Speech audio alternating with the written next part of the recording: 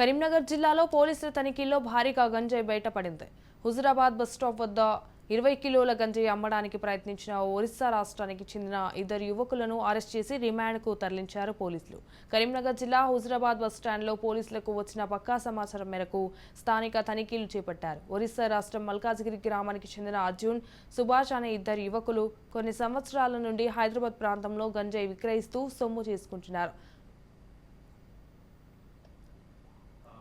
5-6 సంవత్సరాల నుండి వీళ్ళు అక్కడ వీళ్ళ యొక్క